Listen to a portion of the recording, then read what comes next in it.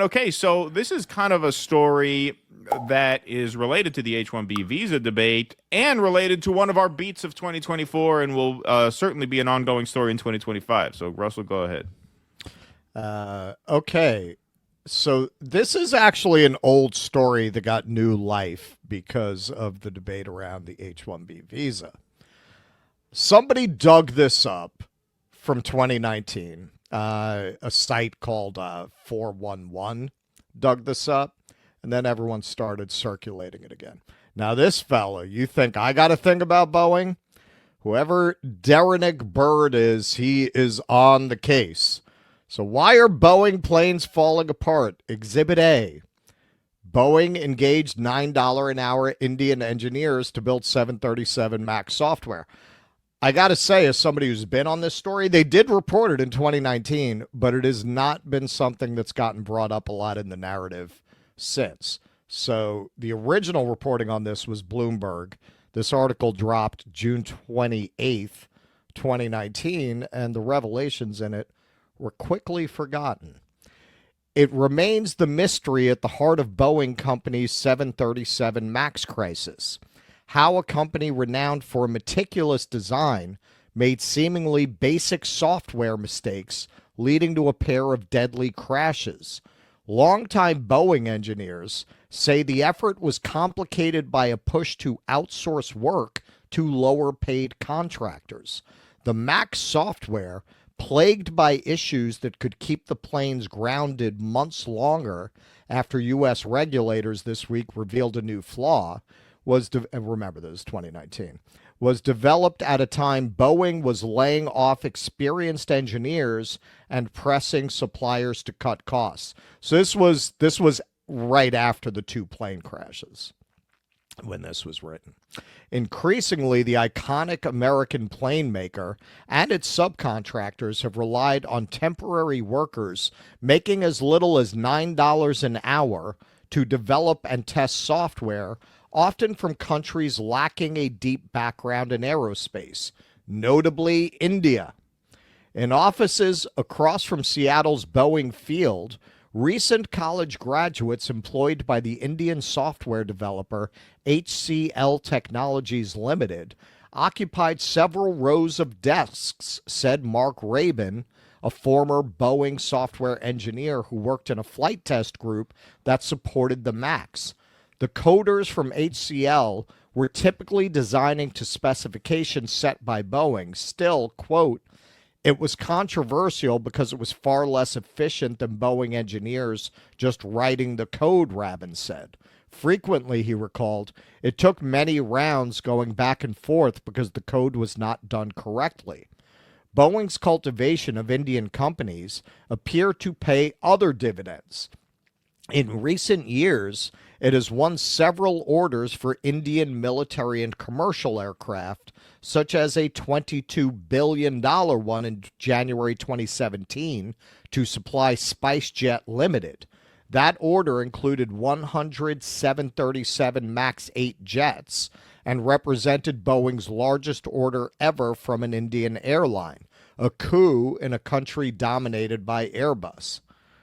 Based on resumes posted on social media, HCL engineers helped develop and test the MAX's flight display software, while employees from another Indian company, Cyient Limited, handled software for flight test equipment. Sales are another reason to send the work overseas. In exchange for an $11 billion order in 2005 from Air India, Boeing promised to invest $1.7 billion in Indian companies. That was a boon for HCL and other software developers from India, such as Cyient, whose engineers were widely used in computer services industries, but not yet prominent in airspace.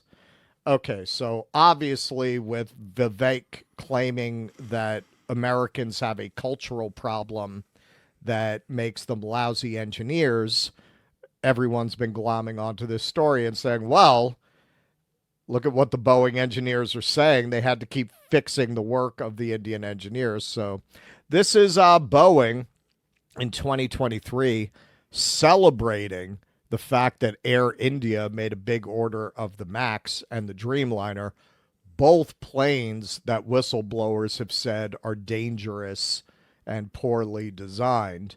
The Dreamliner is the one that I think his name is Salapur described the workers jumping on the joints to get them to line up. Right.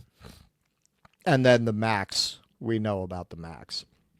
So Derenick Bird, I don't think he's MAGA. I think he's based. Capitalism at work. That seems to be where he's coming at this from. So he's written a lot about accidents. Apparently, there are more accidents going on than we know. It's just people generally, except in South Korea, are not getting killed. And it's not front page anymore. But yeah, a Boeing plane apparently in Oslo just went off the runway because of landing gear malfunction. $9 an hour engineer. This is what they want us competing against. And they'll boast that this modern day slave does 80-hour weeks while calling us lazy. You know what I call them? Slave holders. And our based new friend Derenick, they want slaves. They don't want employees. Exactly. These are supposed to be the top 0.1% and the top 0.001% who they hire for $9. $9 an hour. That's why we need to give them H-1B visas so we can pay them $9 an hour. Here's something else that's a little terrifying if you're having them design aerospace software. Renowned Indian university sells 36,000 fake degrees. And here's another one. Here. Over 43,000 fake degrees issued by Rajasthan University. Many degree holders in secured government jobs. Wow. Wow. Yeah, no. India, they just have a superior culture there. They just have a superior culture of study and achievement. Not like those Americans. I should go get a degree there. You should. I could finally finish. Yeah, my you degree. don't have one. Yeah. I don't have one. Yeah. I was telling Jose, yo, in New York, it's free. Just go get a freaking degree, man. Today, Labor 411 posted this pic. That's the site that unearthed this again. Boeing is naughty. We've likely heard of this, but Boeing outsourced engineers to India for $9 an hour. It was an effort to save money. The typical American aerospace engineer makes $29.59 to $117.46 per hour. However, you are told Americans are not being replaced to save money. Elon, Vivek, and even Trump say we need more. Yet isn't Boeing losing panels, wheels, and even getting people stuck in space? Or did I dream that in 2024? America is we the people, not only the land and resources. Amen. That is something Trump claimed to understand, but apparently not when Elon starts writing the checks. Exactly. No, exactly. I mean, that really was the main philosophical difference between like Trumpism and Mitt Romneyism. Right. America is a place. America is a place. It's not just an idea. People. We're not just the arbiter of a global marketplace. We're a land with people with interests and desires and aspirations, and it's the job of the government to advocate for them. That is Trumpism, economically speaking, anyway, in a nutshell. And that's out the window now because the world's richest man got his ear and rented his villa and is drinking his vodka out of the minibar, and that's that. He used the minibar. Yeah. The markup on those are crazy. Alimentarius here says, this is what America needs desperately, apparently. Let's add this snippet to the H-1B visa debate on India's engineering excellence and America's jock culture. And here we got what I think we can safely say, the racist side of MAGA. If India is a source of vast technical talent, why does India look like India? The British would like to have a word, Mr. Carter. If India is an untapped pool of elite human capital, why is it that every single one of our tech giants has gone to shit since we started filling them with Indians?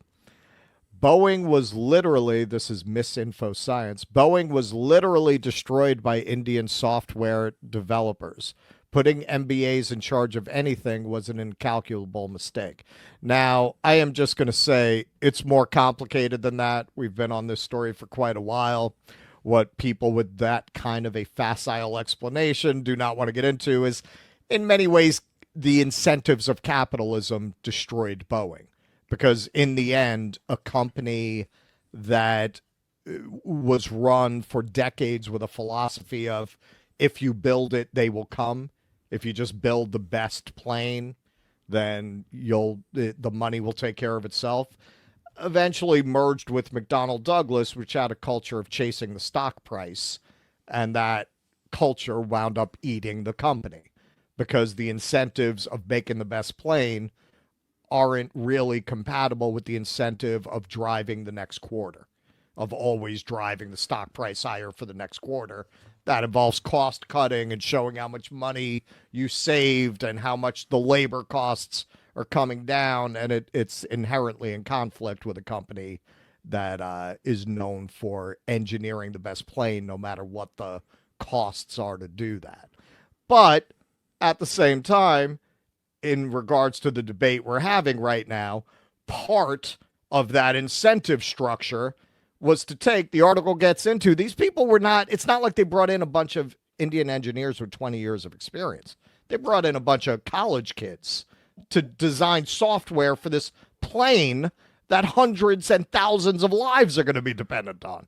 Well, yeah, of course. And that's the determinative factor, obviously. And it's unfortunate, very unfortunate, that so much of the MAGA rank and file just can't help but shoot themselves in the dick by reducing it to this matter of, well, the Indians. No, it has nothing to do with them being Indian. They could be Indian, Chinese, they could be African, European. Right. What if you get a bunch of American college kids who just got out of school to design that software? Right. The operative principle here is you found people who are willing to work for $9 an hour. They could be of any color, or any background, doesn't matter. People who are willing to do that kind of work for $9 an hour are not going to do it well, no matter where they come from or what they look like. It's so clearly not about that. It's not a cultural question. That's what was wrong with Vivek's take. This is about you're hiring people for less money. You pay someone $9 an hour to design a plane. You're going to get a shittier plane than the guy what you pay for. Right, who's going to invoice you a few grand a week for their work. That's what it's about. It's not about them being Indian. The question here is a question of cost. Or not Indian. I mean, that was where Vivek shot himself in the dick. Right, exactly. He made it about American culture, which he has to. Because these billionaires, how did Vivek make his money? Lying about an Alzheimer's drug? They can't have an honest conversation about capitalism because it indicts them. Right, exactly. And so, that is the main takeaway here. That's the main takeaway. And it's just so funny how in this story that was, a few years old, kind of flew past people's radar in this respect because we weren't having this H-1B visa debate back then.